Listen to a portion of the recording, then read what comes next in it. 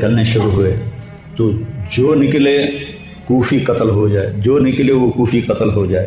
تو شمر نے بکواس کی مرن واسطے آئے انہوں ساڑھے سارے مار دے ہونا ہے، ان کو کٹھے حملہ کرو ان پر اور پہلے ان کے گھوڑے قتل کرو۔ تو 5000 تیر چلے اور 42 گھوڑوں کو انہوں نے پہلے نشانہ بنایا، وہ سارے مر گئے اور پھر وہ سارے پیدل ہو گئے۔ اور اس کے بعد دو بدو ایک کے سامنے 50 آدمی، کیا مقابلہ، گرتے گئے کٹتے گئے۔ اتنے میں نماز کا وقت ہو گیا، جمعے کا ہی دن تھا اور سورج ڈھلا۔ تو آپ نے دیکھ کر زہیر کو کہا کہ شمر سے کہو مجھے نماز پڑھنے، کوئی ہے گنجائش نماز چھوڑنے کی؟ شمر سے کہو مجھے نماز پڑھنے۔ کیا اس کے بعد بھی یہ امت کہہ سکتی ہے جی بھائی کیا کریں، ڈیوٹی پر تھا نہیں پڑھ سکا، دکان پہ رش بہت تھا نہیں پڑھ سکا، وہ جی بس ساتھیوں میں بیٹھے گپے مار رہے تھے نہیں پڑھ سکا، گنجائش ہے؟ تو آپ نے شمر کو پیغام بھیجا نماز پڑھنے، تو انہوں نے کہا ہم تمہیں قتل کریں گے نماز میں ہی۔ آپ نے کہا پھر چلو آؤ ادھر آ ستمگر ہنر آزمائیں تو تیر آزما ہم چکر آزمائیں۔ آپ نے کہا آدھے نماز پڑھو آدھے ان سے جنگ کرو۔ تو یہ کیسی نماز ہے کہ تیروں کی سنسناہٹ ہے، تلواروں کی جھنکار ہے، نیزوں کی کھڑکھڑاہٹ ہے اور بدن خون سے تر بتر ہیں۔ اپنے خون سے وضو کیے یا کربلا کی مٹی سے انہوں نے تیمم کیا۔ جب انہوں نے اللہ اکبر کہا ہوگا تو زمین آسمان میں کیا ہلچل مچی ہوگی، جب سجدے میں سر رکھا ہوگا تو تحت الثری تک زمین کی کیا چیخیں بلند ہوئی ہوں گی اور فرشتوں کی کیا آہ و بکا ہوئی ہوگی کہ 1443 ہجری جا رہی ہے، اب 44 آ جائے گی کل، 1443 سال میں ایسی نماز نہیں پڑھی گئی۔ کربلا کیا کہتا ہے کہ اللہ کے حکم پہ قربان ہو جاؤ، اللہ تمہیں امر کا دے۔ حسین آج بھی زندہ ہے اور یزید کا نام و نشان مٹ گیا، ابن زیاد کا نام و نشان مٹ گیا، شمر کا نام و نشان مٹ گیا۔ آخر کرتے کرتے کرتے نماز مکمل فرمائی۔ نماز کے بعد پھر سینہ سفر ہوئے، سارے ساتھی قربان ہو گئے، اہل بیت بچ گئے 16۔ تو آپ کے بیٹے علی اکبر نے کہا ابا جان میں آپ کو مرتا نہیں دیکھ سکتا، آپ مجھے پہلے مرنے دیں، میں آپ سے پہلے جانا چاہتا ہوں۔ تو آپ نے بیٹے کو روانہ کیا، وہ تلواروں کے نرغے میں آئے اور سر دھڑ سے جدا ہو گیا۔ پھر حضرت حسن کے بیٹے عبداللہ آئے، کہنے گے چاچا میں بھی تجھے مرتا نہیں دیکھ سکتا، مجھے اجازت دے میں جاؤں، یہ میرے نبی کی اولاد ذبح ہو رہی ہے، یہ بکرا نہیں ذبح ہو رہا، یہ میرے نبی کی اولاد ذبح ہو رہی ہے۔ تم پولیس والوں کو، تم تاجروں کو، تم زمینداروں کو، تم سیاستدانوں کو، تم کاروباریوں کو، تم بیوروکریسی کو، تم فوج کو وہ پیغام دے رہے ہیں کہ اللہ کو راضی کرنے میں ہر سودا منظور ہے۔ تو پھر کیا ہوگا؟ حسین کی طرح نام زندہ رہے گا اور دنیا کے سودے کرنے والوں کا یزید کی طرح نام مٹ جائے گا۔ آج اس بدبخت کی قبر کا بھی نشان کوئی نہیں، اور حسین کی قبر پہ سارا سال میلہ لگا رہتا ہے اور زائرین کا ایک رش ہوتا ہے، لوگ پیدل جاتے ہیں مزار شریف پر۔ تو عبداللہ کو تلوار پڑی کندھے پر تو بازو کٹ گیا، تو ان کی چیخ نکلی یا اماں، ہائے چچا، کیا گزری ہوگی حسین کے دل پر، یا اماں، ہائے میرے چچا۔ وہ پیچھے تھے تو وہ زخمی تھے، لیکن وہ شیر کی طرح آئے دھاڑتے ہوئے اور صفوں کو چیرا، اور عبداللہ تک پہنچے تو ایڑیاں رگڑ رہے تھے، تڑپ رہے تھے، آخری سانس تھے۔ تو آپ نے کہا بھتیجے آج تیرا چچا بڑا بے بس، آج تیرا چچا بڑا بے بس، میں تیری مدد کو نہیں پہنچ سکتا۔ کیا حال ہوگا ان کا جب یہ اللہ کے نبی کے سامنے پیش ہوں گے۔ پھر آپ نے ان کی میت کو اٹھایا، پیچھے جا کے رکھا۔ پھر عبداللہ بن جعفر کے بیٹے اون اور محمد شہید، پھر مسلم بن نقیل کے بیٹے عبد الرحمن اور جعفر اور عبداللہ شہید، حسن کے بیٹے عبداللہ کے بعد ابو بکر شہید ہوئے۔ پھر آپ کے اپنے بھائی عثمان، جعفر، محمد، عبداللہ، ابو بکر، 5 بھائی حضرت فاطمہ کی نسل سے، دوسری بیویوں سے، وہ شہید ہوئے، عباس، اور چھٹے آپ شہید۔ جب آپ آخری رہ گئے تو آپ کے بیٹے تھے عبداللہ 2 سال کے، آپ نے کہا عبداللہ کو بھیج، اس کو ایک دفعہ پیار کر، 2 برس کا بچہ، ہم نے اس کو سینے سے لگا، اس کو پیار کیا اور اس کو جھولے میں بٹھا کر اس کو ایسے دیکھ رہے تھے کہ کوفی لشکر سے ابن الموقد ایک سپاہی تھا، اس نے نشانہ لگا کر جو تیر چلایا، تیر خطا بھی ہو سکتا تھا لیکن وہ یہاں آ کے یا اور گردن کے پار ہو گیا اور عبداللہ کی چیخ بھی نہ نکل سکی اور یوں گردن دھلک گئی۔ یہاں میرے نبی کے نواسے پیمانہ لبریز ہو، آپ نے دونوں ہاتھ کر کے عبداللہ کا خون ایسے اپنی لب میں بھر لیا اور پھر اس کو یوں آسمان کی طرف اٹھا کر کہا تو راضی ہے تو میں بھی راضی، تو راضی ہے تو میں، ان سے بدلہ ضرور لینا۔ اس کے بعد کوئی مسلمان کہہ سکتا ہے کہ میں اولاد ہوں کہ تو کماؤں، ہیرا پھیری نہ کراں، جھوٹ نہ بولاں، رشوت نہ لواں، میں اپنے بچوں کو کہاں سے کھلاؤں؟ بچے تمہاری قبر میں جائیں گے، بیوی تمہاری قبر میں جائے گی، اکیلی جانا، اکیلے جانا۔ اس معصوم کو لٹایا اور کھڑے ہو گئے۔ اب عصر کا وقت آ گیا تھا اور آپ ڈول رہے تھے زخم کی وجہ سے۔ جس ہستی کے ایک ایک جسم کے حصے کو نبی نے چوما ہو، آج وہی جسم تیروں سے چھلنے کی اور زخموں سے چور تھے، آپ ایسے ایسے ڈول رہے تھے اور لڑ رہے تھے۔ تو شمر نے کہا آگے بڑھو اور اس کا سر اڑا دو، تو کوئی ہمت نہیں کر رہا تھا، تو شمر نے پھر ان کو گالیاں دی۔ تو زرع بن شریک تمیمی وہ آگے اس نے آپ کے نیزہ مارا، یہاں نیزہ لگا، پار ہو گیا، تو آپ ایسے لڑکھڑاتے ہوئے گر پڑے۔ تو شمر نے کہا سر کاٹ دو، تو سنان بن ابی انس آگے بڑھا سر کاٹنے کے لیے، تو اس کے ہاتھ کانپنے لگے، پیچھے ہٹ گئے۔ تو خلا بن یزید نے اس کو گالیاں نکالی اور آگے بڑھ کر خنجر نکالا، سر کاٹ جس گردن کے بوجھ سے میرے نبی نے لیے۔ کوئی ذات دے نہ جلال دے، مجھے صرف اتنا کمال دے، مجھے اپنی راہ پہ ڈال دے، اس زمانہ میری مثال دے، کوئی ذات دے نہ جلال دے، مجھے صرف اتنا کمال دے، تیری رحمتوں کا نزول ہو، مجھے محنتوں کا صلہ ملے، تیری رحمتوں کا نزول ہو، مجھے محنتوں کا صلہ ملے، تیری رحمتوں کا نزول ہو، مجھے محنتوں کا صلہ ملے، مجھے مال و زر کی ہوس نہ ہو، مجھے بس تو رزق حلال دے، مجھے اپنی راہ پہ ڈال دے، کہ زمانہ میری مثال دے، میرے ذہن میں تیری فکر ہو، میری سانس میں تیرا ذکر ہو، میرے ذہن میں تیری فکر ہو، میری سانس میں تیرا ذکر ہو، تیرا خوف میری نجات ہو، سبھی خوف دل سے نکال دے، تیرا خوف میری نجات ہو، سبھی خوف دل سے نکال دے، مجھے اپنی راہ پہ ڈال دے، کہ زمانہ میری مثال دے۔ اس کو یوں سینے سے لگایا تھا،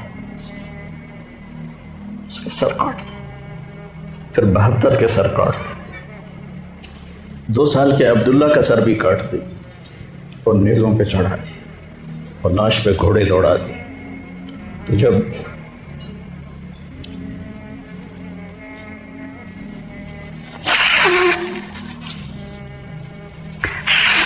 آپ عام مسلمان ہیں، عام لوگ ہیں، ہماری راجپوت فیملی ہے، ہم اپنی عورتوں کو پردوں میں لے کے چلتے ہیں، غیر محرم سے بچاتے ہیں۔ میرے نبی کی بیٹیوں کو کھلا کھلا کوفیوں نے گھسیٹ، اور میرا رب دیکھ رہا،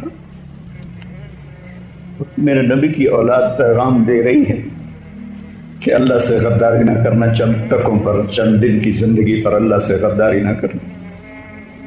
جب حضرت زینب نے ایسے دیکھا سب نیزوں پر لاشیں کٹی ہوئی تو انہوں نے ایک مرثیہ پڑھا، واہ محمد واہ محمد صلی علیک الالہ وملک السماء ھذا حسین بالورا مزمل مقطع الوضع واہ محمد واہ محمد بناتک سبایا وذریتک مقتلہ تصفی علیہ الریاح۔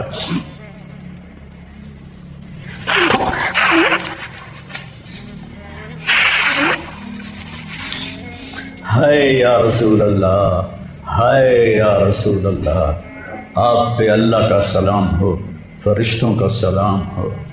آج آپ کے حسین کی بارات ہے، انوکھی بارات ہے، نیزوں پہ چڑھ کے آ رہی ہے۔ آج اس نے سرخ جوڑا پہنا ہوا ہے، اپنے خون کے دھاگوں کا جوڑا پہنا ہوا ہے، اپنی بوٹیوں کا سرا بنایا ہوا ہے، اور آج اس کی بارات نیزوں پہ چڑھ کے جا رہی ہے۔ آپ کی اولاد کو قتل کر دیا گیا، آپ کی بیٹیوں کو قید کر دیا، کوفیوں نے کفن نہیں دیا تو تصفی علیہ الریاح، ہوا کو غیرت آئی، اس نے مٹی کو اڑایا اور ان کو مٹی کے کفن پہنا دیا۔ مجھ سے اس واقعے کی تفصیل بیان نہیں ہوتی، میرے جذبات میرے قابو سے باہر چلے جاتے۔ ایک تو اس قصے کا درد مجھے رلاتا ہے، ایک اپنے مسلمانوں کا درد رلاتا ہے۔ جس امت کے پیچھے کربلا کی تاریخ ہو، وہ امت کیا کر رہی؟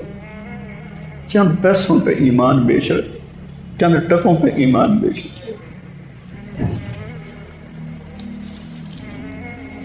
تو بھائیو، نیا سال آ رہا ہے، ہم توبہ کریں اللہ کی بارگاہ، اور آج ہم اپنی زندگی کی نئی بنیاد رکھیں کہ یا اللہ میں آج کے بعد تیری مانوں گا، تیرے محبوب کی مانوں گا، اور جو قربانی آئی میں اسے برداشت کروں گا۔ میرے محترم بھائی اور دوستو، سب سے زیادہ نبیوں کو جو زور لگتا ہے یقین پر لگتا ہے، اور سب سے زیادہ جو نبیوں کا زور لگتا ہے وہ اخلاق پر لگتا ہے۔ تو روایت میں آتا ہے کہ اللہ نے یقین سب سے کم اتارا ہے۔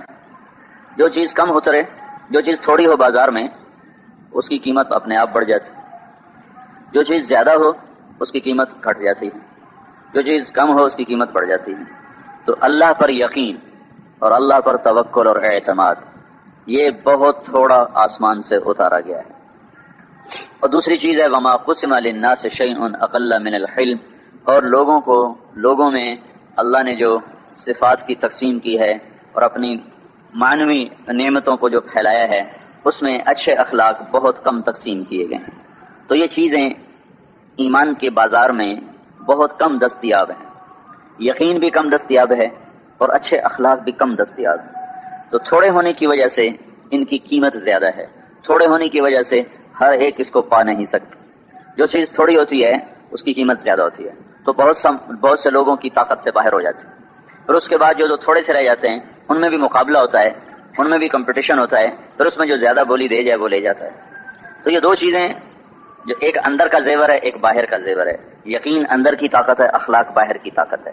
یقین ایک جڑ ہے، اخلاق اس کی شاخیں ہیں، اس کا پھل ہے، پھول ہے، اس کا سایہ ہے۔ یقین دل میں اترتا ہے، اخلاق باہر نکلتے ہیں۔ جتنا یقین اندر جاتا ہے اتنے اخلاق باہر نکلتے ہیں۔ یقین لا الہ الا اللہ ہے اور اخلاق محمد الرسول اللہ ہے۔ لا الہ الا اللہ یقین کا سبق ہے اور محمد الرسول اللہ اخلاق کا سبق ہے۔ تو لا الہ الا اللہ کو دکھانا پڑتا ہے۔ ہم لا الہ الا اللہ اندر کی چیز ہے، چھپی ہوئی چیز ہے، اسے بتا نہیں سکتے، اور محمد الرسول اللہ ہم چھپا نہیں سکتے۔ محمد الرسول اللہ زندگی پر چھا جانے کے لیے ہے، اور لا الہ الا اللہ دل میں اتر جانے کے لیے ہے۔ لا الہ الا اللہ جتنا دل میں اترتا ہے، محمد الرسول اللہ اتنا خوبصورت بن کے باہر جسم پر، گھر میں، دفتر میں، کاروبار میں، زندگی کے ہر شعبے میں وہ ظاہر ہوتا ہے۔ تو یقین اندر کی چیز ہے، اخلاق باہر کی چیز ہے، توحید اندر کی چیز ہے، رسالت باہر کی چیز ہے۔ لا الہ الا اللہ دل میں جگہ جتنی پکڑتا چلا جاتا ہے، محمد رسول اللہ اتنا جسم پہ نمایاں ہوتا چلا جاتا ہے، اور اتنا اس کا وجود اور اس کا سانچہ، اس کا ظاہر اور اس کا باطن اس میں ڈھلتا چلا جاتا ہے۔ تو نبیوں کی سب سے بڑی محنت ہوئی ہے یقین بدلنے پر۔ اس وقت جو چیز، یہ دونوں چیزیں انتہائی کمزور ہیں۔ بازار میں جتنا جھوٹ، بددیانتی، خیانت، سود، جھوٹ، سٹا اور جوا اور ظلم و ستم ہے اور ایک دوسرے کے حقوق پر قبضہ ہے، یہ یقین کی کمزوری کی وجہ سے کہ اللہ کا رب ہونا دلوں سے نکل گیا ہے۔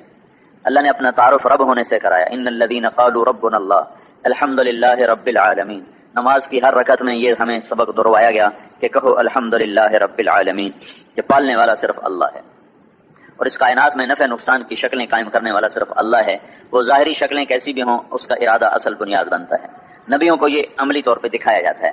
موسیٰ علیہ الصلوۃ والسلام جب طور پر جب وہ وادی مبارک میں پہنچے ہیں تو ان کے ہاتھ میں لاٹھی ہے اور وہ آگ کی تلاش میں نکلے ہیں، اچانک آگے اللہ سے بات ہوتی ہے تو اللہ تعالیٰ سب سے پہلا سبق جو دیتا ہے، یا موسیٰ انی انا ربک فاخلع علیک انک بالوادی المقدس طویٰ وانا اخترتک فاستمع لما یوحیٰ۔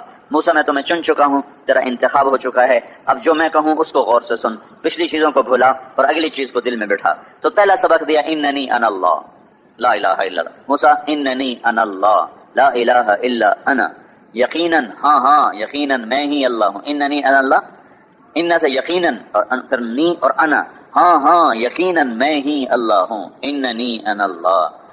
جب ہم کسی چیز میں زور دے کر کہتے ہیں تو ہم یوں کہتے ہیں بالکل ہاں ایسے ہی ہے، ہاں۔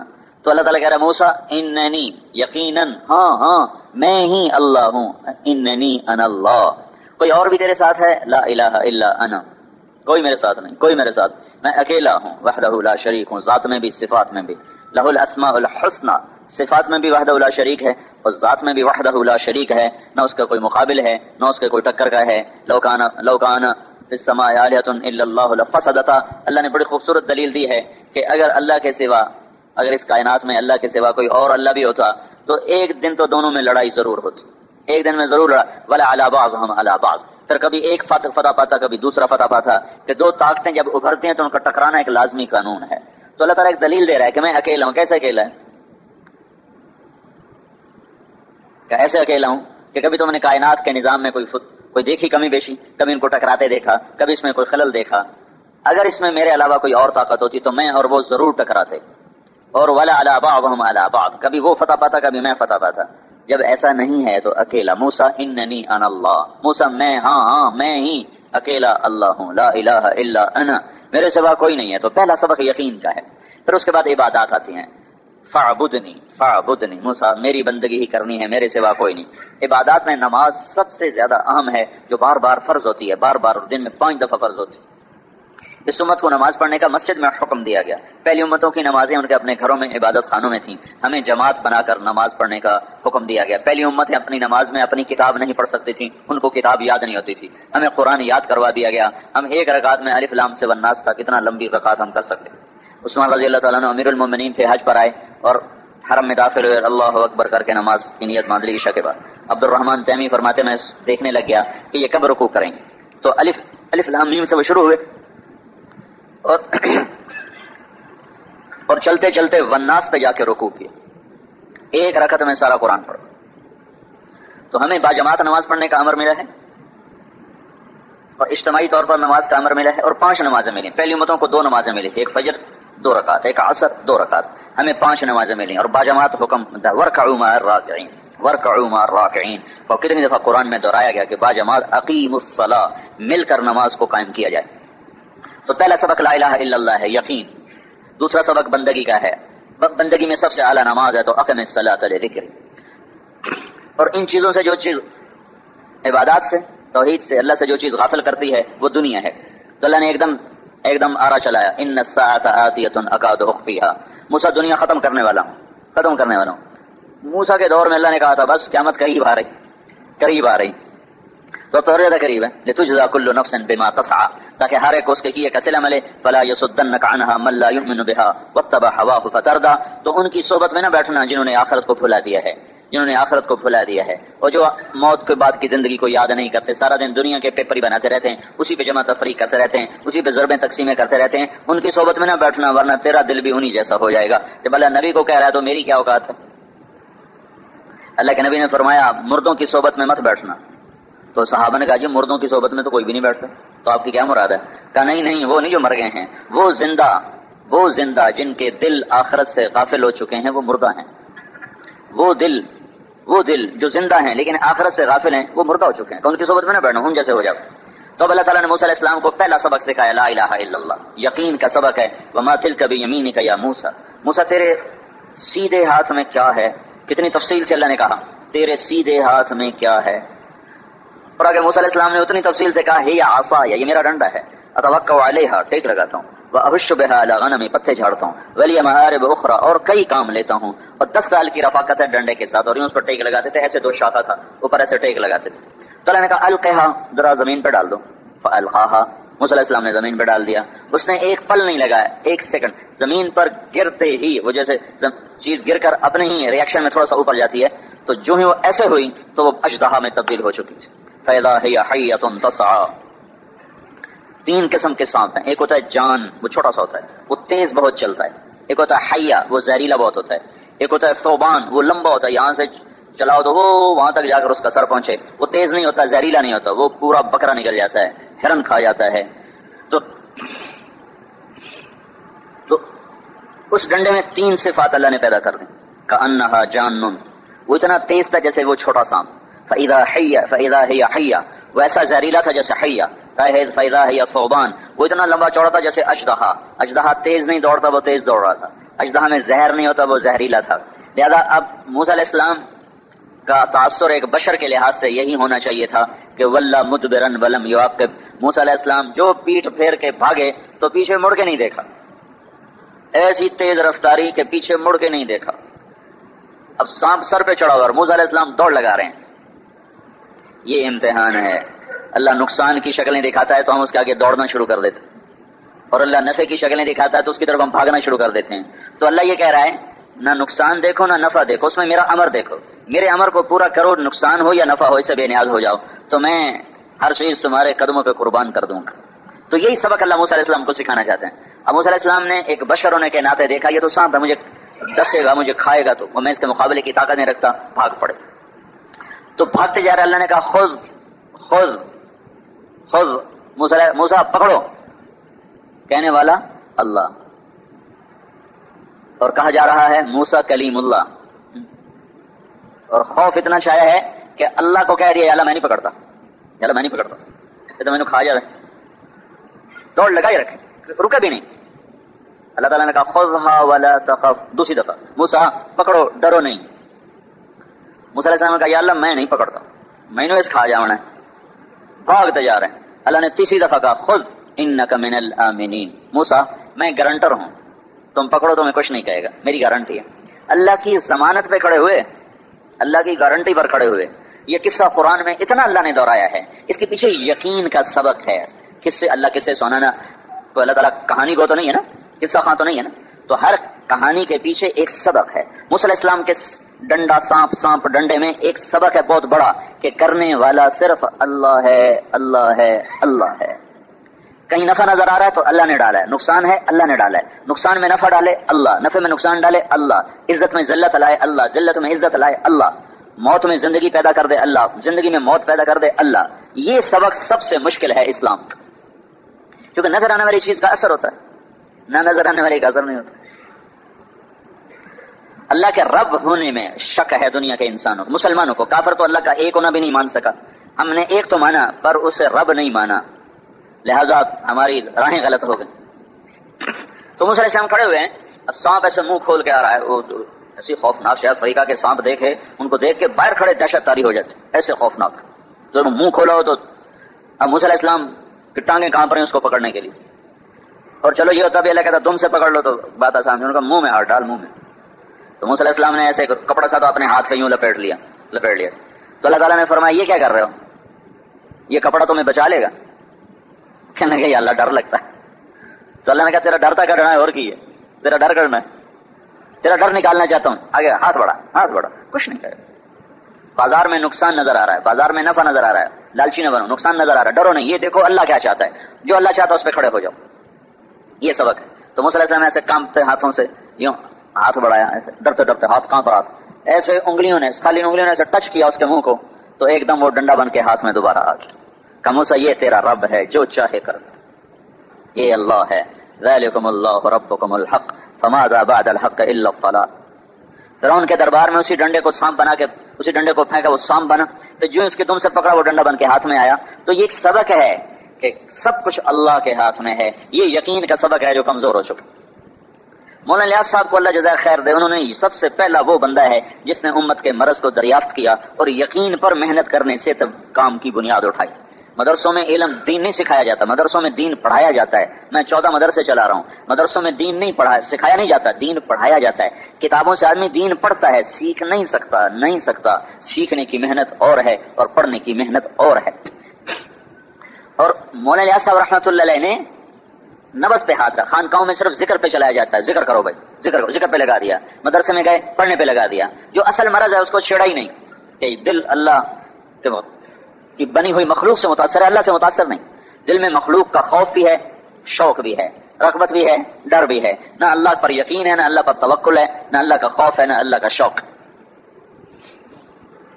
تو مولانا الیاس صاحب نے سب سے پہلے یہ مرض دریافت کیا اور لا الہ الا اللہ پر بات شروع کی۔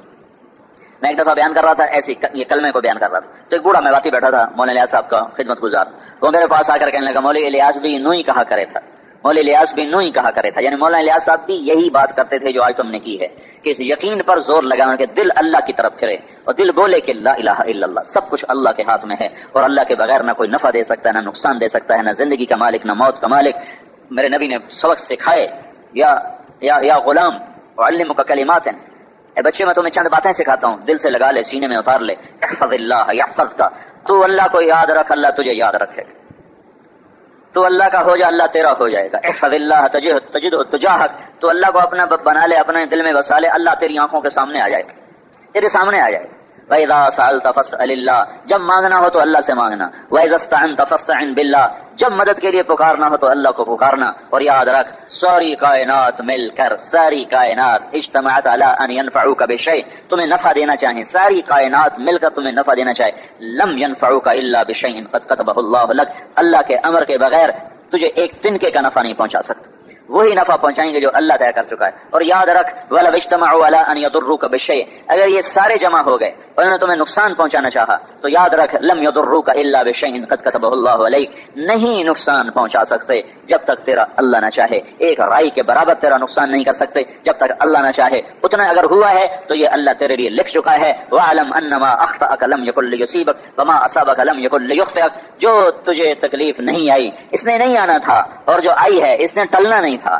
اس حدیث نے مجھے آسرا دیا جب مجھے ہارٹ اٹیک ہوا تو میں ایک دفعہ ڈپریشن میں چلا گیا کہ میں اتنی ورزش کرنے والا، اتنا پیدل چلنے والا، اور کھانے میں اتنی احتیاط اور اتنا پرہیز، کوئی بد پرہیزی میری زندگی میں نہیں ہے، میں دسترخوان پہ بے قابو نہیں ہوتا اللہ کے فضل سے، کتنا ہی سجا ہوا دسترخوان ہو، یہ میرے اللہ کا کرم ہے، میرا ہاتھ بے قابو نہیں ہوتا، اللہ نے مجھے دسترخوان پہ بیٹھے ہوئے اپنی طبیعت پہ قابو دیا ہے۔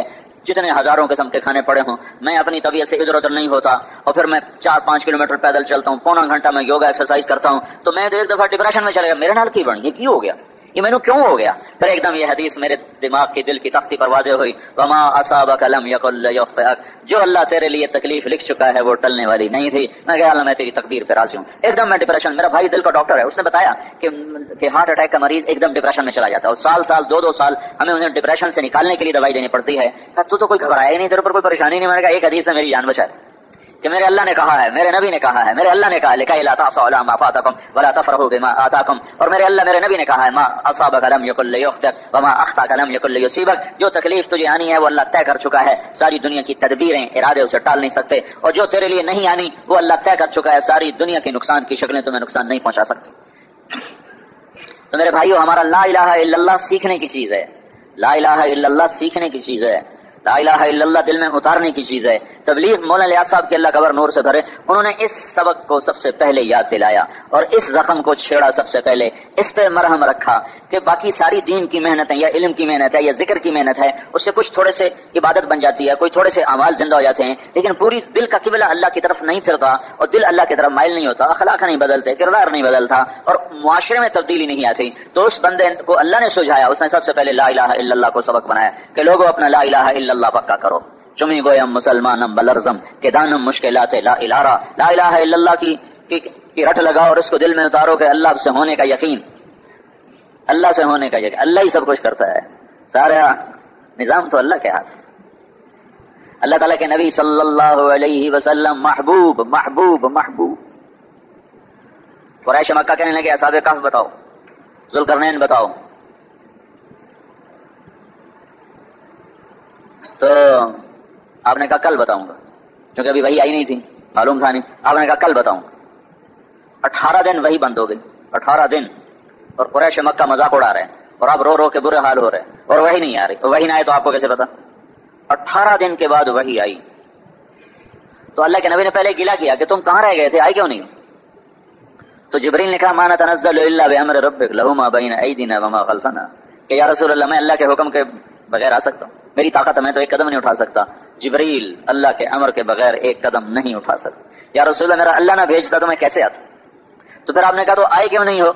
تو اس کا قرآن آ چکا تھا، قرآن آ چکا تھا. یا رسول اللہ آپ نے جب قریش مکہ نے آپ سے پوچھا کہ اصحاب کہف کون ہیں اور ذوالقرنین کون ہے اور روح کیا ہے، تو آپ نے کہا میں کل بتاؤں گا. تو اللہ پاک اس پہ یہ فرما رہے تھے کہ میرے محبوب تم نے انشاءاللہ کیوں نہیں کہا، تم نے انشاءاللہ کیوں نہیں کہا؟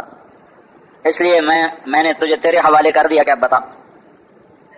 تو قرآن آیا وَلَا تَقُولَنَّ لِشَيْءٍ إِنِّي فَاعِلٌ ذَلِكَ غَدًا إِلَّا أَن يَشَاءَ اللَّهُ وَاذْكُر رَّبَّكَ إِذَا نَسِيتَ وَقُلْ عَسَىٰ أَن يَهْدِيَنِي رَبِّي لِأَقْرَبَ مِنْ هَٰذَا رَشَدًا. پھر اللہ تعالیٰ کی طرف سے یہ قرآن آیا کہ میرے محبوب لا تقولن لشيء إني فاعل ذلك غدا إلا أن يشاء الله، مت کہا کر میں کل یوں کروں گا، ساتھ یوں کہا کر انشاءاللہ میں یوں کروں گا، میں یوں کہوں گا. اور جب کوئی تجھے کچھ نسیان بھول ہو جائے تو اپنے رب کو یاد کر اور اپنے رب سے مانگ کہ میرا رب مجھے بتائے گا تو میں کچھ بتاؤں گا، میں کیسے بتا سکتا ہوں؟ نبیوں کو اور نبیوں کے سردار کو اور محبوب ترین کو. یرموک کی جنگ میں ایک رومی نکلا تو اس نے جیسے پہلوان نکلتے تھے ایک دوسرے کو پکارتے تھے، ایک ایک کر کے میدان میں لڑتے تھے. تو اس کے مقابلے میں ذوالقلع حمیری رضی اللہ عنہ کا غلام نکلا. تو وہ جب نکلا تو ذوالقلع کی نظر پڑی، انہوں نے کہا تو واپس آ جا، اور خود نکلے اس کے مقابلے میں. تو آپس کی لڑائی میں ایک ایسا اس نے تلوار کا وار کیا جو کندھے پہ لگا اور تلوار اندر اتر گئی اور نہیں کھڑے ہو سکے، بھاگ کے واپس آ گئے اور آ کر کہنے لگے لوگوں اللہ کے سوا کبھی کسی پہ نظر نہ رکھنا، میں 100 سے زیادہ جنگیں لڑ چکا ہوں، مجھے ایسا زخم کبھی نہیں لگا جو آج لگا ہے. میں جب میرا غلام نکلا اس رومی سے لڑنے کے لیے تو میں نے اس کو دیکھا تو میرے دل میں آیا اس کی زرہ بڑی کمزور ہے، یہ مارا جائے گا، میری زرہ مضبوط ہے، میں اس پہ حاوی ہو جاؤں گا. اللہ نے میری زرہ بھی توڑ دی، میرا کندھا بھی توڑ دیا اور بتایا کہ ذوالقلع لا الہ الا اللہ، اللہ ہی سب کچھ کرتا ہے. تو بھائیو یہ یقین آج بہت کمزور، ایک پرانے نقش کی طرح رہ گیا ہے. مولانا الیاس صاحب نے اس میں رنگ بھرا اور اس پرانے سبق کو یاد دلایا. یہ تبلیغ کے سوا یہ جنس اور کہیں نہیں ملتی. یہ سبق صرف تبلیغ میں دہرایا جا رہا ہے کہ اپنے یقین کو پکا کرو. تو پھر آپ ایسی احتیاط فرمایا کرتے تھے جب آپ مدینے میں تشریف لے گئے تو مجمع زیادہ ہو گیا تو آپ کے لیے ممبر بنانے کی ضرورت پڑی. تو صحابہ نے کہا یا رسول اللہ ہم ممبر بناتے ہیں تاکہ آپ اس پہ کھڑے ہو کر بات فرمائیں تو پچھلے بھی آپ کو دیکھ لیں. تو آپ نے کہا بنا دو. تو کون بنائے گا؟ ایک صحابی نے کھڑے ہو کر کہا جی میں بناؤں گا. آپ نے کہا بیٹھ جاؤ. کون بنائے گا؟ تو یہ سارے ترخان ہی تھے جو ترخانے کا کام کرتے تھے. وہ دوسرے کھڑے جی میں بناؤں گا، بیٹھ جاؤ. پھر آپ نے کہا میرا ممبر کون بنائے گا؟ تو کسی کو سمجھ میں نہیں آ رہا یہ کیوں بار بار پوچھ رہے ہیں. تو میں بناؤں گا، بیٹھ جاؤ. آپ نے کہا میرا ممبر کون بنائے گا؟ تو ایک نے کھڑے ہو کر کہا جی انشاءاللہ میں بناؤں گا. کہاں تیرا نام کیا ہے؟ کہا جی میرا نام ابراہیم ہے. کہ بس تو ہی میرا ممبر بنائے گا. جنہوں نے انشاءاللہ نہیں کہا ان سے ممبر نہیں بنوایا، جس نے کہا انشاءاللہ میں بناؤں گا اس سے ممبر بنوایا ہے. تو بھائیو اللہ بڑا غیور ہے اور خاص طور پہ توحید اور یقین کے معاملے میں بڑا ہی غیرت والا ہے. تو نظر کسی اور پہ نہ جائے، نظر صرف اللہ پر ہو. یہ تبلیغ میں یہ سبق بڑی طاقت سے سیکھنے کی محنت ہو رہی ہے. جو محنت کرتے ہیں اللہ ان کے دل کی دنیا بدل دیتے, اللہ ان کا رخ اپنی طرف پھیر دیتے. اور جو مخلوق پہ نظر رکھتے ہیں, ہمارے جیسے 40 سال ہو گئے, کتے کی دم آج تک سیدھی نہ ہوئی. میں رائمنڈ سے نکلا, لاہور جا رہا تھا مغرب کی نماز پڑھ کے, تو کچھ 6-7 کلومیٹر میں چلا تو ایک بابا کوئی 60-65 سال کا بستر کندھے پہ رکھا ہوا اور سڑک کے ساتھ پیدل جا رہا تھا. پہلے تو غور نہیں کیا, پھر دوبارہ شیشے میں نظر پڑی تو میں نے کہا گاڑی روکو, یہ جو جا رہا ہے نا یہ لگتا ہے کوئی ضرورت مند ہے. گاڑی روک لی تو میں نے کہا بزرگوں آؤ بیٹھو, وہ آ کے بیٹھ گیا. میں نے گاڑی چلا دی. میں نے کہا کدھر جا رہے ہو؟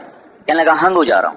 ہنگو, لاہور سے رائمنڈ سے لاہور, لاہور سے پشاور, پشاور سے کوہاٹ, کوہاٹ سے ہنگو, کوئی 500 کلومیٹر کا فاصلہ.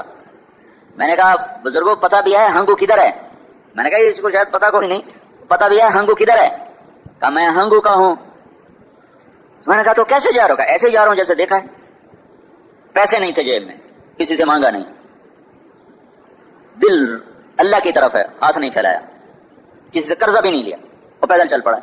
تو ٹھوکر اتر کر میں نے اس کو 1000 روپیہ دیا, بڑی مشکل سے اس نے لیا. میں نے کہا تمہارا کرایہ اور تو جو سارا کرایہ میں لگ جائے گا اور تو کچھ بھی نہیں ہے, یہ اللہ نے ہمارے دل میں ڈالا, آپ قبول کر لو. اس نے پھر وہ ہمارے پیسے لیے. یہ اللہ پر یقین جب ہوتا ہے تو ترجیحات ایسے بدل جاتے.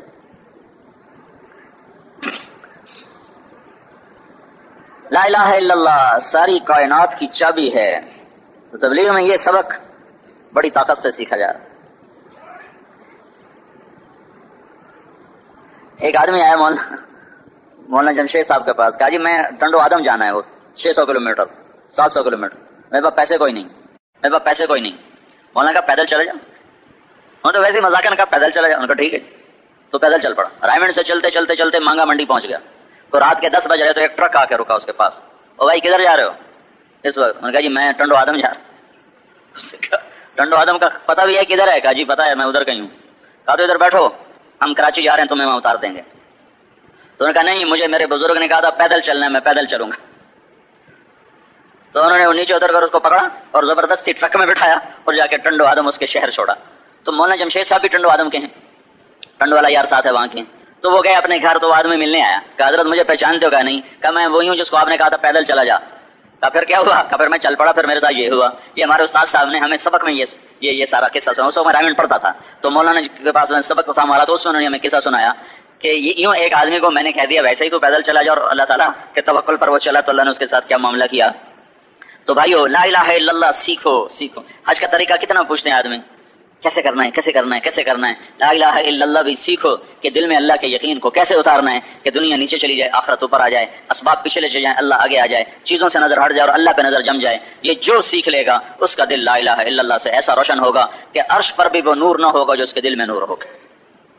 پھر یہ وہ لوگ ہیں جب پل صراط سے گزریں گے تو نیچے جہنم کیا کہے گی جز جز, جہنم کہے گی جز جز, جلدی گزرو جلدی گزرو. کیوں؟ وہ کہیں گے کیوں؟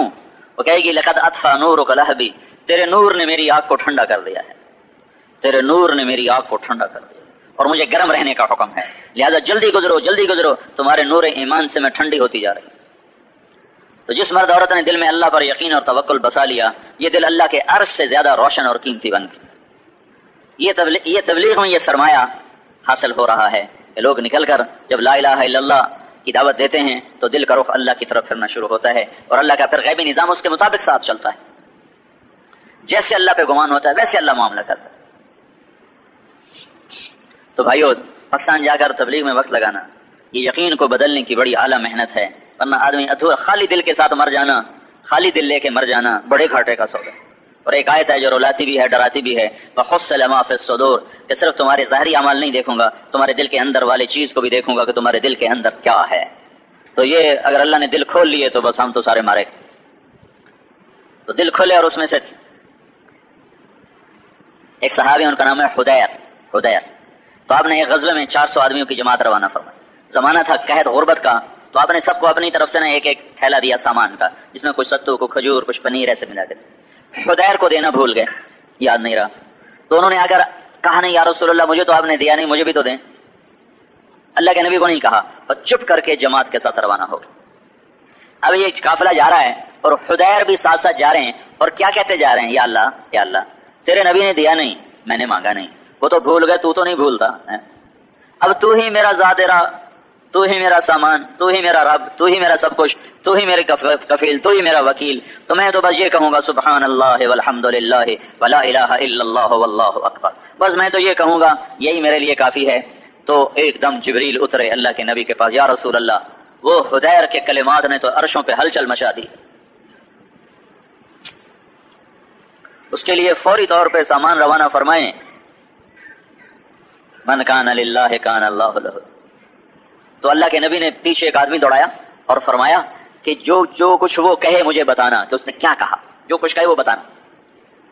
تو وہ صحابی پیچھے دوڑے اور ان کو جرف جا کے پکڑ لیا، 7 میل بعد جا کے ان کو پکڑ لیا، سوائی پر تھے، کہا بھائی اللہ کے رسول بھول گئے تھے تمہیں دینا، یہ انہوں نے تمہارا حصہ بھیجا ہے، تمہارا زاجرہ بھیجا ہے۔ تو اس نے ایسے تھیلا پکڑا اور یوں آسمان کو دیکھا اور کہنے لگا الحمدللہ الذی ذکرنا فوق عرشہ وفوق 7 سماواتہ، سب تعریفیں اس اللہ کی جو 7 آسمان کے اوپر عرشوں کے اوپر ہو کر بھی اپنے بندے کو نہیں بھولا۔ پھر کہنے لگا اللہم کما لم تنسى حدیر فاجعل حدیر لا ينساک، اللہ جیسے تو اپنے بندے حدیر کو نہیں بھولا، حدیر کو بھی توفیق دے کہ تمہیں زندگی بھر کبھی نہ بھلائے۔ یہ اس نے کلمات کہے۔ وہ صحابی واپس آئے، کہا جی میں دے آیا ہوں۔ اس نے کیا کہا تھا؟ تو انہوں نے ان کلمات کو دہرایا کہ جی یہ کہا تھا الحمدللہ الذی ذکرنی فوق عرشہ وفوق 7 سماواتہ اللہم کما لم تنسى حدیر فاجعل حدیر لا ينساک۔ آپ نے ارشاد فرمایا یہ بول جو تو نے حدیر کے دہرائے ہیں ان سے اتنا نور نکلا ہے کہ زمین سے لے کر آسمان تک روشن ہو گئے ہیں۔ یہ ترجمان کے منہ سے کلمات ادا ہوئے تو یہ نور نکلا، جب حدیر بولا ہوگا تو کیا ہوا ہوگا؟ جو اپنے دل سے وہ، یہ تو خالی ناقل تھا نا، ترجمان تھا، ترجمان کے تو جذبات اور کیفیت شامل نہیں ہوتے ہیں، یہ حدیر جب بولا ہوگا تو اس وقت کیا ہوا ہوگا؟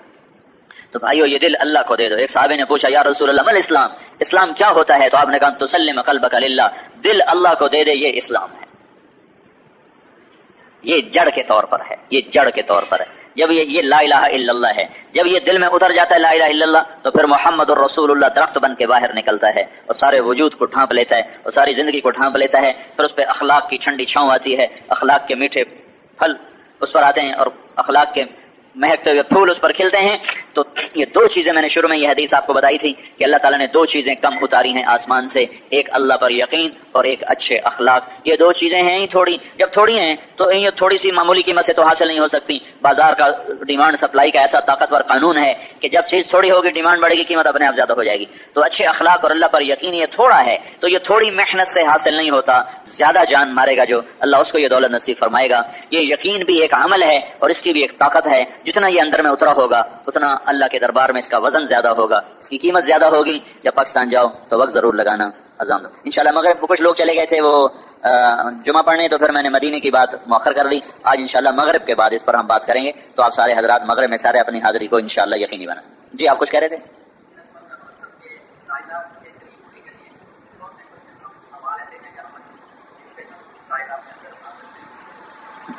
اللہ کے نبی نے فرمایا اتق المحارم تکن اعبد الناس، جن چیزوں کو اللہ نے منع کر دیا، اللہ کے رسول نے منع کر دیا، ان چیزوں کو جب چھوڑیں گے، یہ رکاوٹیں ہیں، یہ لوگ میرے آپ کے درمیان رکاوٹ ہیں، یہ اٹھ جائیں تو ہم غریب ہو جائیں گے۔ تو میرے اور اللہ اور اس کے رسول کے درمیان گناہوں کی باڑیں ہیں اور نافرمانی کی باڑیں ہیں۔